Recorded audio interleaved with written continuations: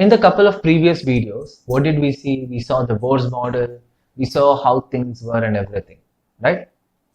Now let's look at what are the limitations of Bohr's model. Alright, let's start with, so there are a couple of points. So the first one is that Bohr's model could explain the spectrum for hydrogen atom, correct? But then the limitation was it could explain the origin of spectrum for only hydrogen-like atoms. Meaning what? Every atom should have only one electron. Okay? That is, we can say hydrogen H or He plus, that is first one ionized helium, or Li plus plus, etc. Okay? So for multi-electron atom, it could not explain the origin of spectrum. This was one of the failures.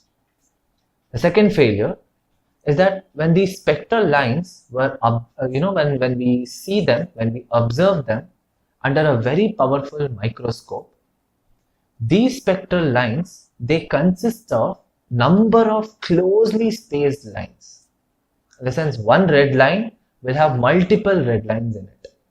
Bohr's model could not explain this thing. So the fine structure of the spectral line could not be explained by Bohr's model. This was another limitation of this model.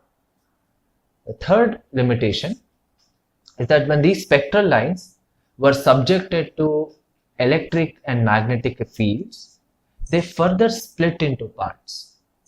Okay, so that means when they were subjected to electric field, what we call as Stark effect, and then it was subjected to magnetic field, or we call it as Zeeman effect.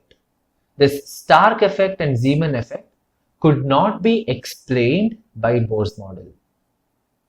Okay, this was another limitation.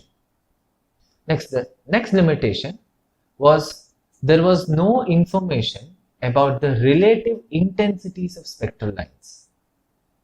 Okay, like we had a specific intensity for a spectral line, for Paschen series, for Balmer series and everything, but there was no relation between the relative intensities. Alright. Another limitation was that, see here, electron was considered to be a particle where the energy was being absorbed, isn't it? But then electron behaving like a wave nature, that was not taken into consideration. So what Bohr told was an electron as a particle, but then de Broglie proved that it could be both. So this wave nature was not considered by the Bohr's atomic model. Okay. Now the next one is that this Bohr's theory, it defines the orbit in which an electron can revolve is very, very precise. Okay, like it has this energy, it has this orbit. But then Heisenberg's uncertainty principle gives us a different scenario altogether. In the sense, Bohr's atomic model did not consider the Heisenberg's uncertainty principle to explain this. Okay, this was another limitation of Bohr's model.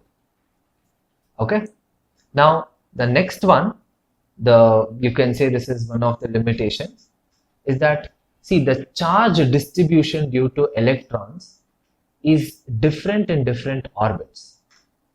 Okay, but Bohr's atomic model, it assumed to be one.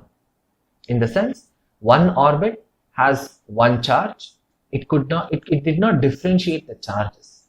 This was again one of the limitations of Bohr's model. Okay, now these were a couple of limitations of the Bohr's model, but then this theory gave it's a foundation for the atomic spectrum what we have as of now. Alright, so Bohr's model had a lot of advantages and couple of disadvantages.